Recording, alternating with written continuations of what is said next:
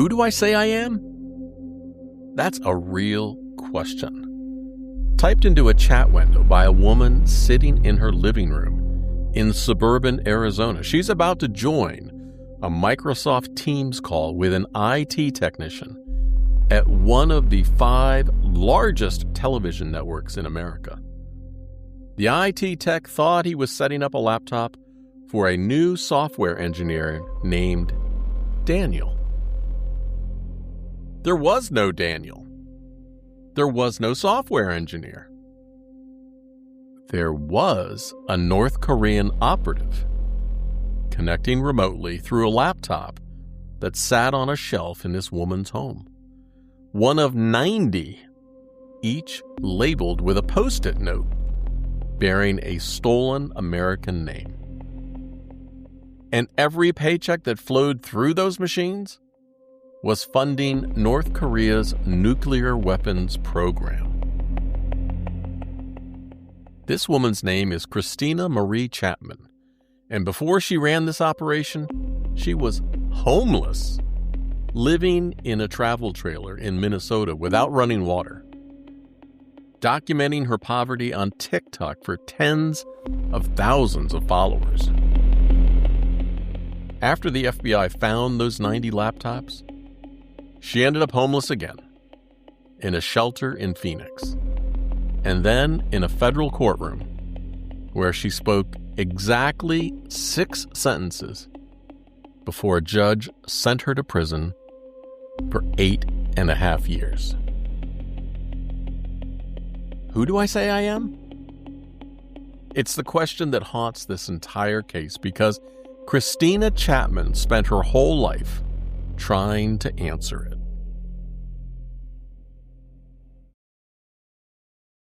You're listening to True Crime Cases You Haven't Heard, and I'm Steve Rode. If this is your first time here, hit follow, hit subscribe. You can subscribe at truecrimeunheard.com if you want to get behind-the-scenes case files. Nobody in true crime has covered this case, really. The cybersecurity press told it as a tech story, and the business press told it as a corporate threat story. But I'm going to tell it as what it really is. A story about identity, about a woman who had hers stolen and spent 17 years recovering, and then stole 68 more. I want you to notice something as you listen. I want you to pay attention to when your sympathy for Christina Chapman starts to crack, because it will. And where it cracks and what that feels like, that's the real story. Hey, welcome back. I'm Steve Rode.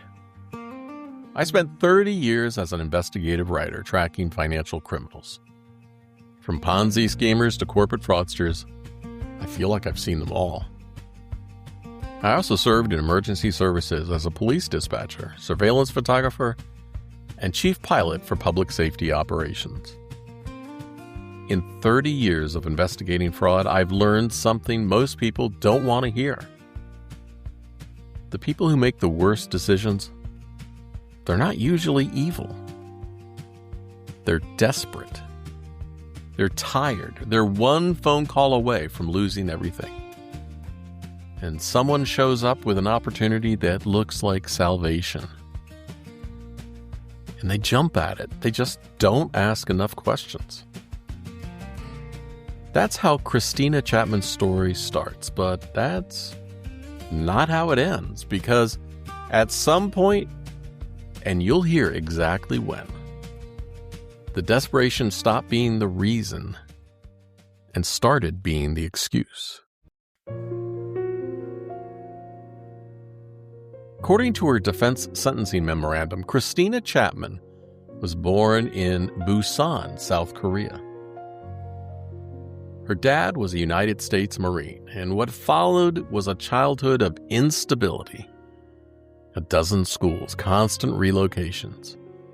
Her defense attorneys described social isolation and an inability to form lasting friendships or a sense of belonging. The defense filing goes further. Her brother, the document states, repeatedly beat and choked her, held a shotgun to her chest, and once left her so visibly bruised that her school intervened. Her father forced Marie Chapman to apologize to her abuser. And the memo also describes sexual abuse during her childhood by multiple people. It's terrible. And I'll be direct. These are claims in a defense filing offered as mitigation, but they do matter because in her own letter to the judge, and I'm quoting, Chapman wrote that she had an addictive personality, low self-esteem, codependency issues, and prone to be easily manipulated by others. And she wrote, I have almost a panic attack-like reaction when I have to say no to someone's request. I've seen that before in other people, especially in the 30 years of helping people with financial problems who were desperate. That's a pattern I've seen repeated time and time again. But court filings show her one stable relationship was with her mother. And in 2018, her mother was diagnosed with renal cancer. Chapman enrolled in a coding boot camp. She was trying to build something, to become someone. Published reporting describes her as homeless in Minnesota, living in a travel trailer without running water, heat, or even a working bathroom. She posted about it on TikTok. Then in March 2020, according to the sentencing transcript, Chapman told the FBI that someone messaged her on LinkedIn and she was asked to be the U.S. face of their company. You can see how that would seem like a great opportunity in her situation. The defense sentencing memo describes what Chapman understood, and I'm quoting, for the first time in her life, she was financially stable and able to provide for her mother's needs. The Wall Street Journal's Bob McMillan later described the pattern. The North Koreans, if they have a superpower, it's identifying people who will do almost anything in a TaskRabbit-type style for them. Christina Chapman said, yes.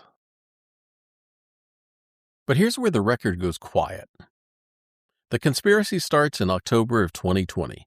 Chapman is still in that travel trailer in Brook Park, Minnesota. No running water, no heat, no bathroom. And we don't know, and the court documents don't tell us, how she got from there to a 4-bedroom house in Litchfield Park, Arizona. What the indictment does show is this. By November 2021, Chapman was charging monthly fees to the overseas IT workers, $2,800 a month to start. By the following summer, over $12,000 a month. She called it rent for hosting their laptops, setting up remote access, handling paperwork. And the prosecution said it plainly at sentencing. She had enough money to rent a nice house. And the defense filing put it differently, of course. For the first time in her life, she was financially stable. By January 2023, she was in that house. The scheme was both the job and the paycheck. But the gap between the travel trailer and the front door, that's part of the story no one's explained to me yet. Not the prosecution, not the defense, and not Chapman herself.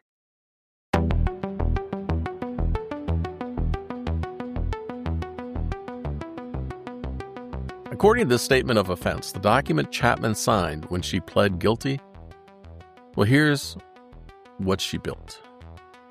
Company laptops arrived at her home that she was living in, addressed to people who didn't live there. She set each one up, installed remote access software called AnyDesk, and let overseas workers log in as if they were sitting in Arizona. She taped a handwritten note to each machine with the company name, the identity, and she forged signatures on payroll checks and deposited them, and then wired the money overseas. When a co-conspirator asked if she knew how to install AnyDesk, her response, as documented in a government sentencing memorandum, was, "I do it practically every day." She charged rent, and the indictment shows her monthly fees grew from $2,800 to over $12,000 a month at the peak. Her total personal take over 3 years, $176,800, and roughly 1% of the $17.1 million the scheme generated. The other 99% went overseas in support of North Korea, according to the government's filing. But we should talk about the people on the other end of those AnyDesk connections, because they're not who you think they are. The FBI's own 2022 advisory describes many North Korean IT workers in these schemes as facing conditions the Bureau called human trafficking. Long hours, constant surveillance, separation from family. And Fortune magazine reported that some had committed suicide because of the working conditions. A 23-year-old cybersecurity researcher named Aidan Rani infiltrated one of these operations. He communicated with the workers for months, and according to journalist Sasha Ingber's published account, at Christmas, one of the North Korean workers sent Rani a penguin GIF with this message: "I wish you had a nice rest with your family. Family is the best." Yeah, family is the best from someone who may never see theirs again. After months of communicating with them, Rani told Ingber, and I'm quoting, "It was kind of heartbreaking to know that that's their life." So remember that. On one end of this operation was a desperate American woman caring for her dying mother. And on the other end were desperate North Korean men who dream about families they can't see. And the only people who actually benefited were the ones neither of them will ever meet: the regime officials running the Munitions Industry Department. That's the agency that oversees North Korea's ballistic missile program. The superseding indictment lays out the scale. Chapman's operation touched 309 U.S. companies. 68 Americans had their identities stolen. And Fortune magazine identified Nike as one of the victims. Approximately $75,000 paid to a North Korean worker under a stolen name. The indictment describes the companies in categories: a top 5 TV network, a Silicon Valley tech giant, an aerospace and defense manufacturer, an American car maker, and a high-end retail chain, all Fortune 500 companies. Those numbers are staggering, but they're not the part that made me put the documents down and stare at the wall. The statement of offense describes 3 separate occasions when North Korean IT workers attempted to infiltrate United States government agencies.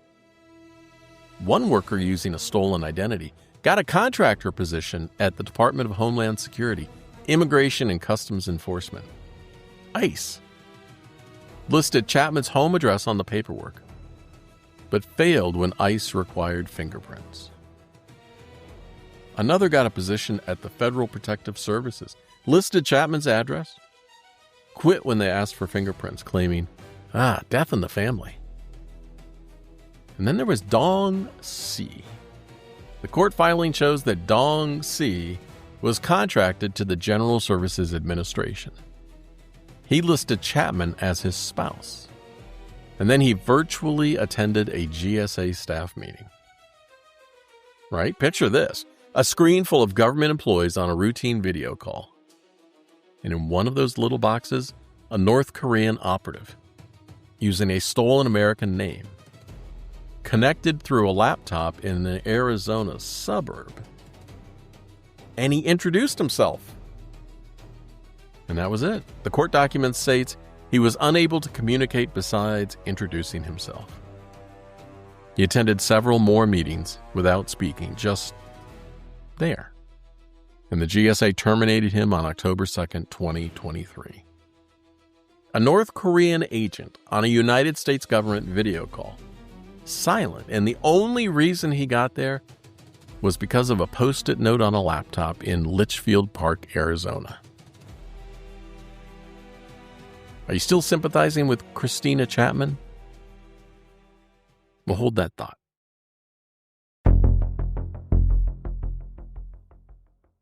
November 2022. The statement of offense describes what happened next. An overseas worker using the screen name AT obtained a software engineering job at a major television network using the stolen identity Daniel B. The company shipped a laptop to Chapman's home, and then the company scheduled a Teams meeting for IT setup. The court filing captures this exchange. AT wrote, "We're going to have a laptop setup meeting in 20 minutes. Can you join Teams meetings and follow what the IT guy says? Because it will require to restart the laptop multiple times, and I cannot handle that." And Chapman says, "Who do I say I am?" AT says, "You don't have to say. I'll be joining there too."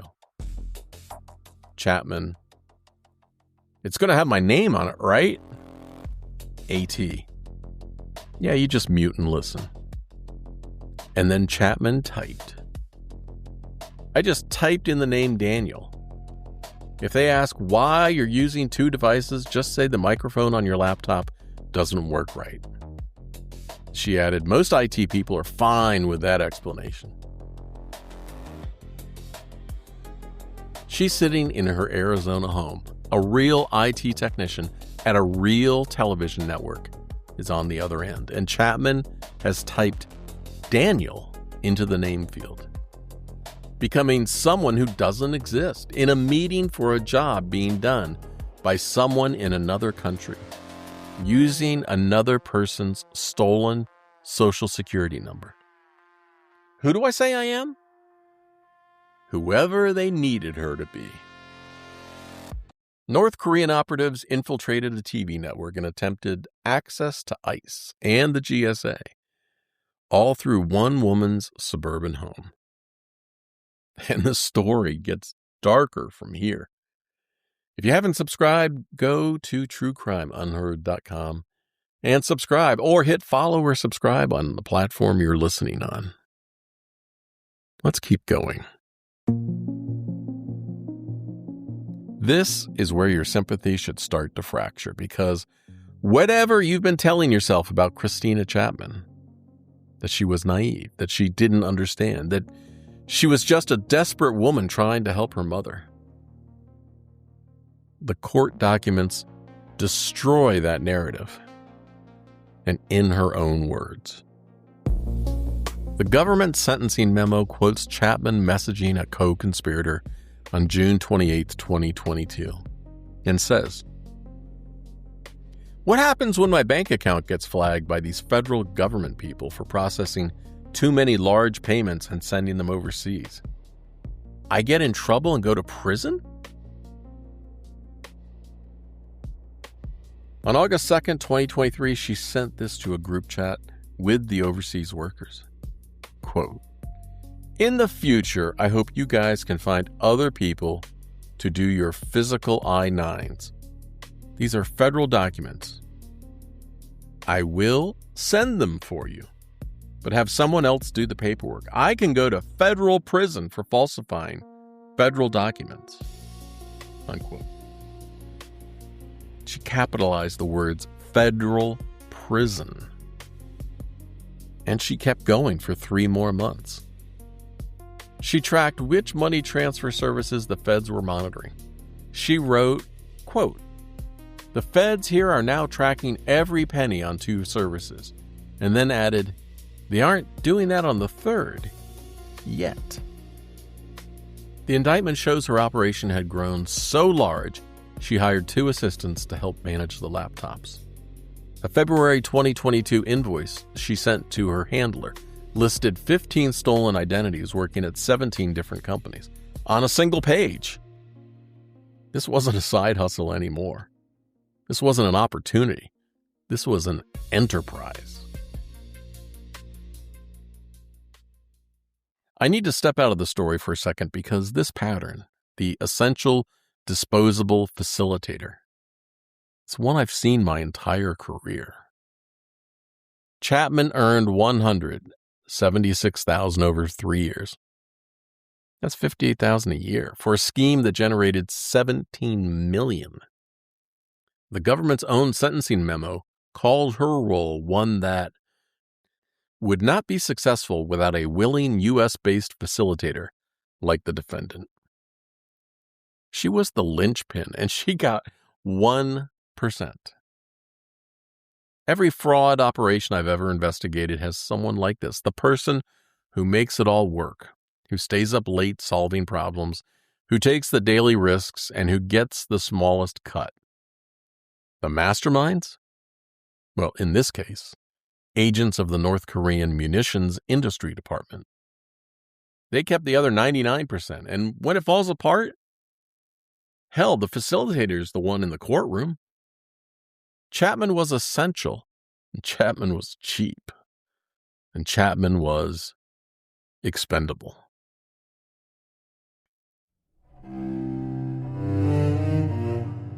Chapman's mother passed away from renal cancer in April 2023. That's according to the defense sentencing memo. The person she had been doing all this for was gone. And the scheme continued for 6 more months. The defense filing tries to explain even after she realized that the job was not legitimate, she continued out of fear of losing the ability to care for her terminally ill mother, who passed away in April 2023.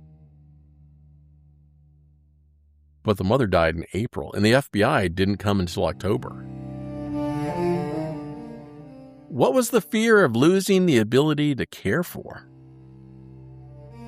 I've thought about this a lot.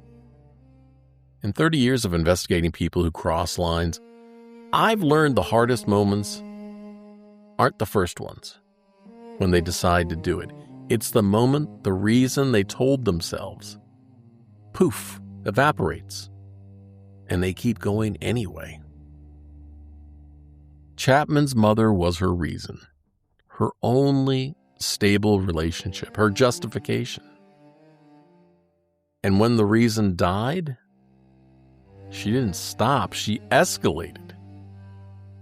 The government sentencing memorandum describes what happened in October 2023, 6 months after her mother's funeral.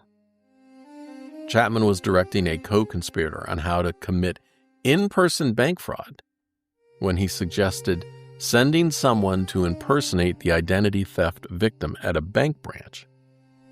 Chapman's response, according to the statement of offense, was, "We need someone who looks like Andy." We need someone who looks like Andy?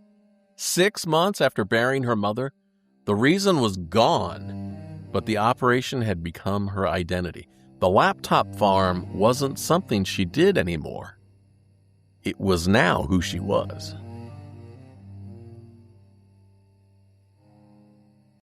Here's the detail that haunts this case, and it's the one I keep coming back to. In her letter to the judge, Chapman wrote, "I dealt with identity theft myself, and it took me 17 years to recover from that damage, and it caused me terrible pain. Knowing that I had a part in that, causing that kind of stress and suffering for others, makes me feel deeply ashamed." 17 years. She spent 17 years fighting to reclaim her own identity. She knew personally and viscerally in her bones what it feels like to have someone steal your Social Security number, to have the IRS say you owe taxes on wages you never earned, to apply for a job and be told someone else is already working under your name. And she did that to 68 people. The government sentencing memo describes one victim who was denied unemployment benefits because a North Korean worker was using their Social Security number. The system said they were employed. They weren't. Another victim, Cody Wilsey, had his identity stolen during the birth of his newborn child. Victim impact statements filed with the court describe the stress creating postpartum anxiety for his wife. They said it robbed them of bonding time with their new baby. Chapman spent 17 years recovering from identity theft, and then she stole 68 identities, not as an abstract crime, but as the exact thing that had been done to her. Who do I say I am? She was an identity theft victim, and she was an identity thief. The same person at the same time. Police, open up! October 27th, 2023, Litchfield Park, Arizona. It was a clear sky day. Mid-60s, climbing to the low 80s. A perfectly ordinary desert morning. FBI agents executed a search warrant at Chapman's residence. The government sentencing memo describes what they found. More than 90 laptop computers, each labeled with a Post-it note, a company name, stolen identity, and all organized on shelves. And when she realized the FBI was there, she grabbed her phone and deleted her conversations with the overseas workers. The filing states she admitted this 4 days later. Then came the mirror image of her rise. Published reporting shows that by December 2023, her savings were gone. She tried selling coloring books on Amazon. She opened an Etsy shop. By August 2024, she was in a homeless shelter in Phoenix. Homeless in Pine City, Minnesota. TikTok star with tens of thousands of followers. And a 4-bedroom house because of that. And now homeless again in Phoenix. And then a federal courtroom. July 24th, 2025, Washington, D.C., one of those humid, oppressive, low 90s days. 2:02 p.m., courtroom 8. The sentencing transcript shows the prosecution reading Chapman's own message aloud, 4 separate admissions from July 2022 through August 2023, in which she acknowledged in her own words that she was committing federal crimes and continued for 15 more months. The prosecution noted that a simple Google search would have shown her that Dandong, the Chinese city where she shipped 35 packages over 8 months, sits directly on the North Korean border, connected by what's known as the Friendship Bridge. She shipped American company laptops to a city connected to North Korea by a bridge called Friendship. And the plea agreement states that without the deal, her sentencing guidelines called for 210 to 262 months. That's 17 and a half to nearly 22 years. The judge asked if she wished to address the court. According to the sentencing transcript, Christina Marie Chapman spoke 6 sentences. 6 sentences after 3 years, after $17.1 million, after 68 stolen identities, and 309 defrauded companies. After shipping laptops to a North Korean border, after forging federal documents, after directing bank fraud, and after deleting evidence. 6 sentences. One of them came after she heard the name Cody Wilson, the man whose identity was stolen during the birth of his child. And she said, "I really hate myself because of that." Before the sentencing, Chapman had written a letter to the judge, and in it she described trying to escape the people she worked for. She wrote, "I've been trying to get away from the guys that I was working for a while, and I wasn't really sure how to do it. I was tired of feeling pushed into a corner by them."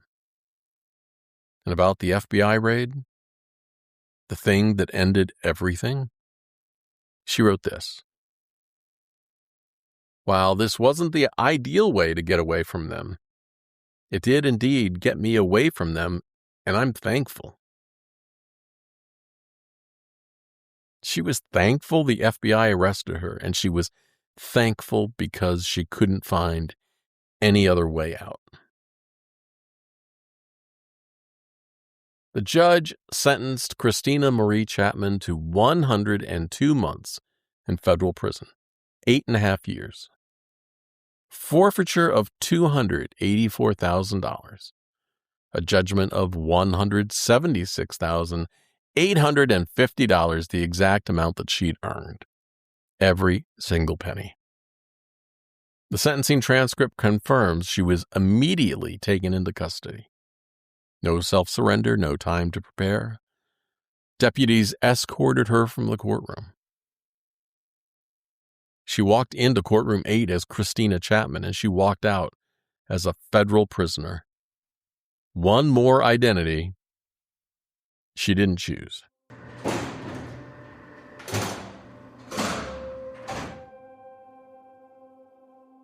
Christina Chapman's laptop farm was not unique. It was one of many. The Department of Justice reported that in June 2025, federal agents raided 29 laptop farms across 16 states. The United Nations estimates North Korea had deployed roughly 4,000 IT workers worldwide.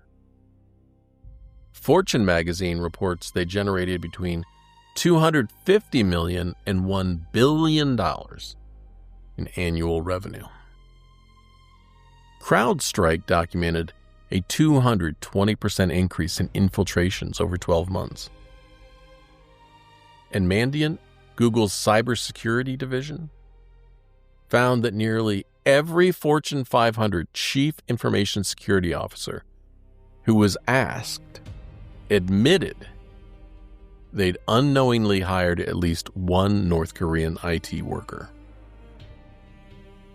At one company, a California defense contractor, court documents from a related DOJ enforcement action describe a North Korean worker accessing data regulated under the International Traffic in Arms Regulations. ITAR, controlled information, military technology specifications in the hands of an agent of a regime building nuclear weapons. That's not identity theft anymore. That's espionage. And look, don't fool yourself. It's still happening.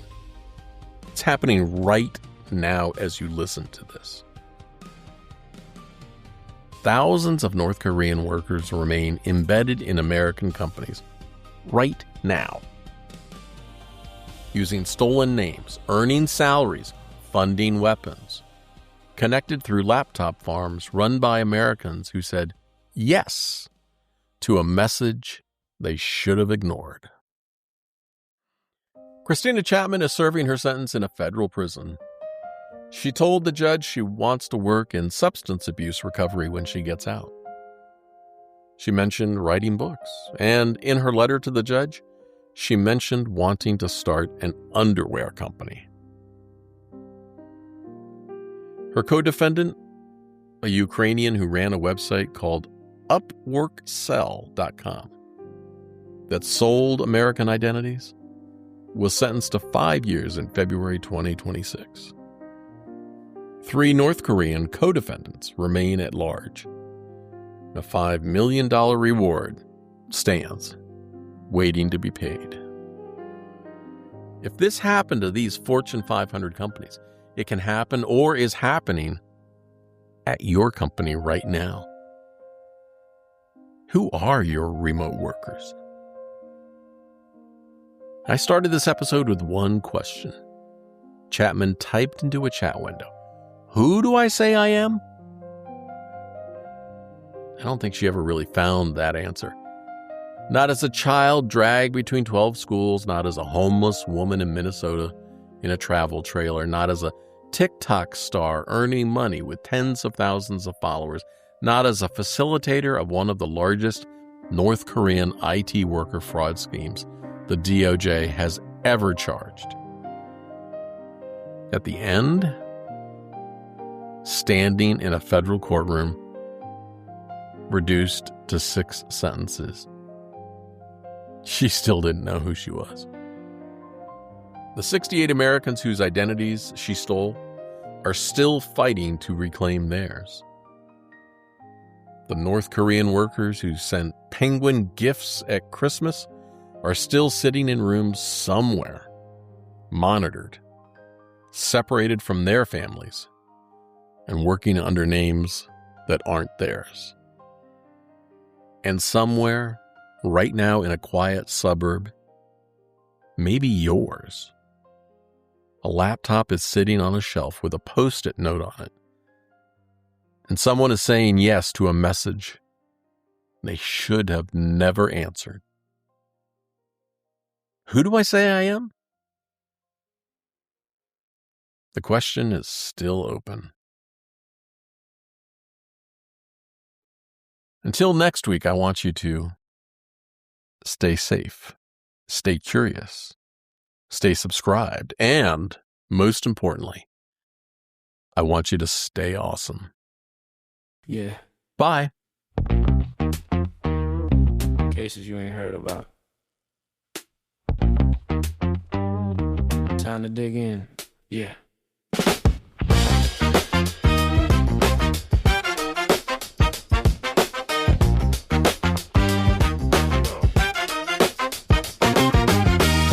Folders full of federal files, court documents stacked for miles. Ain't no famous names in here, just the truth that disappeared. Sworn affidavits, FBI, every claim verified. No speculation, no disguise, just the facts before your eyes. True crime cases, you have heard every single verified word. We honor the people, tell the whole story, no exploitation, just the glory of the truth coming to light. Cases overlooked, we make it right.